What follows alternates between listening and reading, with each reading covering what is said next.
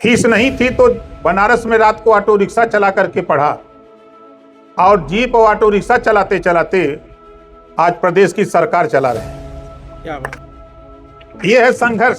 अब वो ओम प्रकाश राजभर आज के 24 साल पहले वाला नहीं है जो नहर में पानी बांध के नहीं सिंचाई करते थे।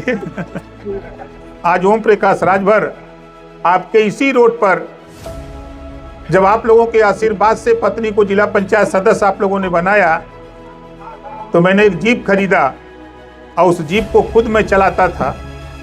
यही 13 किलोमीटर सिंधोरा और फूलपुर। तो कोई काम छोटा नहीं होता है, हर काम बड़ा है। हम मेहनत से, परिश्रम से कहीं भी काम करें, निश्चित है कि अगर आपकी लगन है तो निश्चित पूरा होगा। मैं जब घर से निकलता था तो लोग कहते थे कि ये नेता पागल हो गया है। वो सही बोलते थे, सुनने में थोड़ा अप्रिय लगता था। मतलब हम अपने लक्ष्य की प्राप्ति के लिए पागल हो गए थे, और जब लक्ष्य मिला, जो लोग हमको गाली देते थे वो लोग माला लेके चौराहे पर खड़े थे कि नेता आपको माला हम पहना दें। मारी मारा हो रही थी कि माला पहना दें। मैं सोचता रहता हूं कि एक वो दिन था और एक आज का दिन है। एक गरीब परिवार में पैदा हुआ ओम प्रकाश राजभर, जब मैं घर से निकला तो कोई मानने को तैयार नहीं था। डॉक्टरों की राय है कि अभी आप भाषण कम दीजिए, लेकिन जी है कि मानता नहीं है। उद्घाटन के अवसर पर कार्यक्रम की अध्यक्षता करते हुए सम्मानित अध्यक्ष महोदय, संचालक महोदय, मंच पर विराजमान नेतागण, सामने पितातुल बुजुर्गों, नौजवान साथियों, सुरक्षा में लगे सुरक्षा कर्मचारी अधिकारीगण, पत्रकार भाइयों, आज भाई रमेश राजभर जी के द्वारा जो पंचायत सचिवालय और पंचायत भवन सरकार के मंशा के हिसाब से जो काम इन्होंने पूरा किया है, इसके लिए इनको धन्यवाद देते हैं। और आप लोगों से चाहते हैं इनका ताली बजा करके स्वागत करिए। देखिए, पंचायत सचिवालय का उद्देश्य क्या है, जब तक इसकी जानकारी गांव के लोगों को नहीं होगी तब तक उसका लाभ नहीं ले सकते। 246 योजनाएं हैं, और आपके पंचायत सचिवालय में सरकार द्वारा पंचायत सहायक की नियुक्ति हुई है, और पंचायत सहायक के द्वारा सरकार द्वारा प्रदत्त कंप्यूटर, पंचायत सहायक के द्वारा जो काम है, आपको खतौनी अब लेने के लिए लेखपाल के पास जाने की ज़रूरत नहीं। आपको बिजली का बिल भी जमा करना है तो आपको अब फीडर पर जाने की ज़रूरत नहीं। आपको अगर आधार कार्ड बनवाना है तो अब आपको कहीं जाने की ज़रूरत नहीं। सारी सुविधाएं सरकार की तरफ से आपके गांव में, पंचायत सचिवालय में, पूरे प्रदेश में ये अभियान चल रहा है। और इस अभियान में कुछ गांव अभी छूटे हैं, उसमें भी हम लोगों का प्रयास हो रहा है, पंचायती राज विभाग का प्रयास हो रहा है कि हर गांव तक पंचायत सचिवालय और पंचायत भवन बन जाए, ताकि जो गांव की समस्या है वो गांव की समस्या गांव में ही हल हो। अभी मैं गया था आजमगढ़ पंचायत भवन के उद्घाटन में, मैंने देखा वहाँ जो दृश्य मैंने देखा, तो वहाँ के प्रधान ने, सरकार ने जितना पैसा दिया था उसका 4 गुना ज़्यादा पैसा वो अपना व्यक्ति लगाया था। सिपाही जी के बैठने की अलग व्यवस्था, सचिव के बैठने की अलग व्यवस्था, प्रधान के बैठने की अलग व्यवस्था, गांव में मीटिंग करने की अलग व्यवस्था। मतलब इतनी बढ़िया। बरेली में भी मैंने देखा, आगरा में भी देखा, हमने सहारनपुर में भी देखा। जहां मैं गया तो चीज़ें जो सरकार की मंशा है, उस मंशा पर काम जो हो रहा है, इसके लिए हम गांव के भी लोगों को धन्यवाद दूंगा कि आपने एक ऐसे नेता को प्रधान बनाया जो बीडीओ से, सीडीओ से, डीएम से, एसपी से बैठ कर के बात करने की भी कुवत रखता है। ऐसा प्रधान आप लोगों ने चुन करके दिया था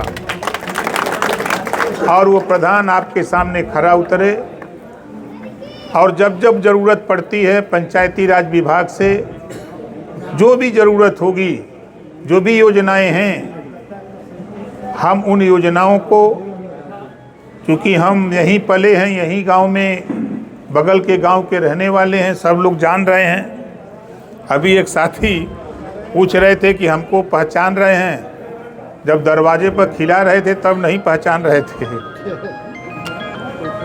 तो हम लोग यहीं के पले हैं और मज़े की बात मैं आप लोगों से कहूँगा कि देखिए, अब वो समय बदल गया, अब समय बदल गया। हम लोगों के समय पे पटरी पे पढ़ाई होती थी, अब आज के समय में अब ज़माना कंप्यूटर का है और कंप्यूटर के युग में आप अपने बच्चों को यदि नहीं पढ़ाएंगे तो ये समझ लीजिए कि आप देश के और गांव के, जिले के विकास के लिए आप नकारात्मक रोल अदा कर रहे हैं। बच्चा पढ़ेगा तभी आगे बढ़ेगा, क्योंकि शिक्षा के सवाल पे लड़ाई गौतम बुद्ध जी ने शुरू की। बुद्धम शरणम गच्छामि, संघम शरणम गच्छामि, धम्मम शरणम गच्छामि। उसी बात को महात्मा ज्योतिबा फूले, छत्रपति साहू जी, पंडित दीनदयाल उपाध्याय जी, बाबा साहब डॉक्टर अंबेडकर जी, हमारे तमाम महापुरुषों ने एक ही बात कही कि शिक्षित हो, संगठित हो, संघर्ष करो। तो शिक्षित जब आपका बच्चा होगा तभी संविधान में जो व्यवस्थाएं हैं उसके विषय में तभी उसको जानकारी होगी। जब जानकारी होगी तो वो अपने अधिकार के लिए सचेत होगा।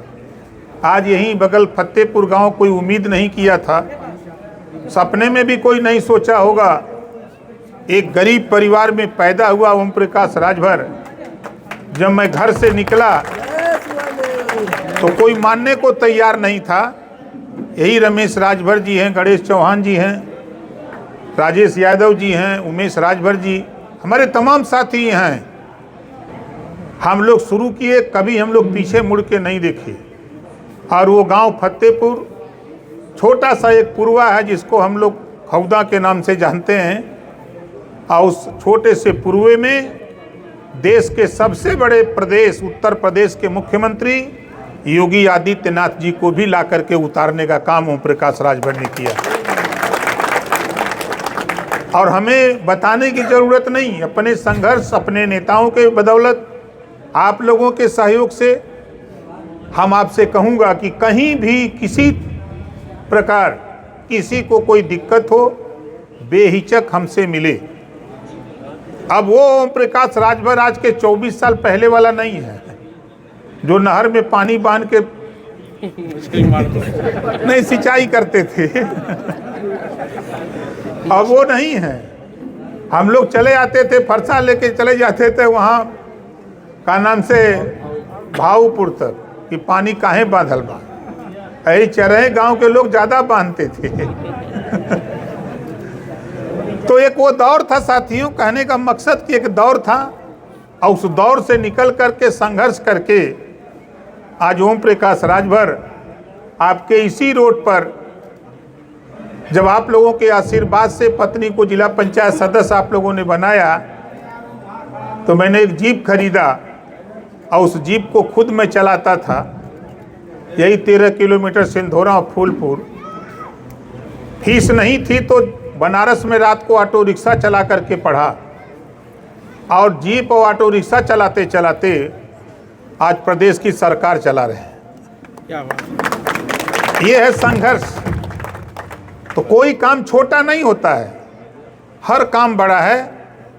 हम मेहनत से, परिश्रम से कहीं भी काम करें, निश्चित है कि अगर आपकी लगन है तो निश्चित पूरा होगा। मैं जब घर से निकलता था तो लोग कहते थे कि ये नेता पागल हो गया है। वो सही बोलते थे, सुनने में थोड़ा अप्रिय लगता था। मतलब हम अपने लक्ष्य की प्राप्ति के लिए पागल हो गए थे, और जब लक्ष्य मिला, जो लोग हमको गाली देते थे वो लोग माला लेके चौराहे पर खड़े थे कि नेता को माला हम पहना दें, मारी मारा हो रही थी कि माला पहना दें। मैं सोचता रहता हूं कि एक वो दिन था और एक आज का दिन है। आप लोगों के आशीर्वाद से कड़ी मेहनत शुरू किया। बिहार के 38 जिले, 32 जिले में हमने वहाँ संघर्ष को तेज किया। वहाँ भी जो पंचायती राज की व्यवस्था में जो कमियां थी उसको भी उजागर करने का काम किया। वहाँ की सरकार को अवगत कराने का प्रयास किया और गांव को जागृत करने का काम किया। सोशल मीडिया पे आप लोग देखते होंगे। कठिन परिश्रम करने की वजह से थोड़ी तबीयत खराब हो गई। तबीयत खराब होने के बाद पूरे प्रदेश में ही नहीं, पूरे देश में जो हमारे शुभचिंतक थे, कुछ हमारे विरोधी साथी भी थे, वो भी बहुत चिंतित थे कि भाई एक ही नेता था जो सदन से लेकर सड़क तक लड़ाई को लड़ता था, आज मेदांता हॉस्पिटल में ज़िंदगी और मौत से जूझ रहा है। आप लोगों के आशीर्वाद से डॉक्टरों ने इलाज किया, मैं वहाँ ठीक हुआ और आज अभी मैं लगभग 70% ठीक हूँ। डॉक्टरों की राय है कि अभी आप भाषण कम दीजिए, लेकिन जी है कि मानता नहीं है। हम घूमते रहते हैं, 10 दिन बिहार में रहे, बार बार डॉक्टर साहब का फ़ोन जाता रहा कि भाई अभी नहीं अभी नहीं, लेकिन अब जी है कि भाई काम के आगे हमको कुछ दिखता नहीं है। तो मैं सिर्फ इतना कहना चाहूँगा कि पूरे गांव वासियों को मैं धन्यवाद देता हूं कि आप लोगों ने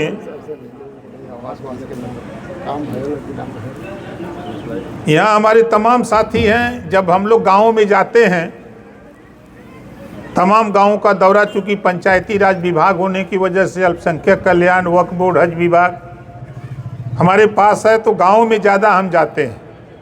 तो गाँव में जाने के बाद गांव के लोगों की शिकायत होती है कि प्रधान जी बहुत पैसा मांगल, ऐसी शिकायत होती है। तो ये प्रधान जी तो नहीं ना मांगे हैं, बोलिए, नहीं ना मांगे हैं। तो ऐसे ही लोगों की ज़रूरत है प्रदेश में, देश में। देखिए हमारे देश में मोदी जी आए हैं, प्रदेश ही नहीं पूरे देश में दंगा जो होता था वो ख़त्म हो गया, कर्फ्यू लगते थे, ख़त्म हो गया। आज जो विकास की योजनाएं हैं, मैं एक दिन आया था रमेश जी के घर, एक यादव जी मिले, बुजुर्ग थे, नाम हमको याद नहीं है, माननीय झुलई यादव जी, उम्र काफ़ी हो गई थी उनकी। तो उन्होंने बताया कि बाबू एक काम तो बहुत अच्छा भइल बा, हमके कहाँ जौन सीधे खाते में पैसा आओ तो किसानन के 2000, ये बहुत बढ़िया भल, नहीं तो बिचवे में कुल ले ही लेते रहना। तो वो कहना कि बच्ची जात हुआ तो तई प्रधानमंत्री से कहे कुछ पैसा बढ़ जाए।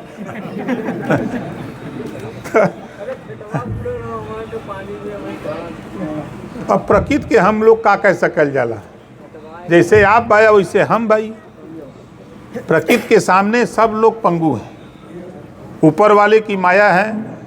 तो साथियों, कहने का हमारा तात्पर्य है कि जो भी चीज़ें सरकार की योजनाएं आ रही हैं, उन योजनाओं को आप तक पहुंचाने की जिम्मेदारी आपने सुपुर्द की थी रमेश जी को, तो रमेश जी ने उस जिम्मेदारी का निर्वहन किया। आज पंचायत सचिवालय और पंचायत भवन बनवा करके ये साबित कर दिया कि हम ज़िले में पैसा आएगा तो हम गांव के विकास के लिए जो भी हमारा शेयर होगा उसको ला करके हम गांव में विकास करेंगे। इसको करके इन्होंने दिखा दिया। हमसे उन्होंने लखनऊ में कहा तो हमने डायरेक्टर और प्रमुख सचिव से पूछा कि भाई वो हमारा पड़ोसी गांव है, अभी तक वहाँ सचिवालय नहीं है, ना पंचायत भवन है। तो वहाँ से डिप्टी डायरेक्टर को मैसेज आया, फिर DPRO को आया, और फिर इनसे बात हुई, आवाज़ बन के तैयार हो गया। तो ये काम अच्छा किया है रमेश जी ने कि गलत किया है? कितने लोगों को अच्छा है, जरा हाथ उठाइए जो अच्छा किया है ना। बढ़िया काम करे साहब, काम बढ़िया किए। चलिए, तो बढ़िया किए हैं, बढ़िया के लिए आप लोगों ने चुना है। तो साथ ही अभी मुझे अपने घर जाना है, घर गए भी हमको काफ़ी दिन हो गया है, और गांव से फिर हमको जाना है गोरखपुर, क्योंकि कल गांव में शादी घर पे ही है, भाई के बेटी की शादी भी है।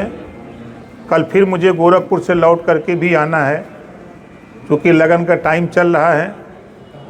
तो आप लोगों को बहुत बहुत धन्यवाद देते हुए और आप लोगों के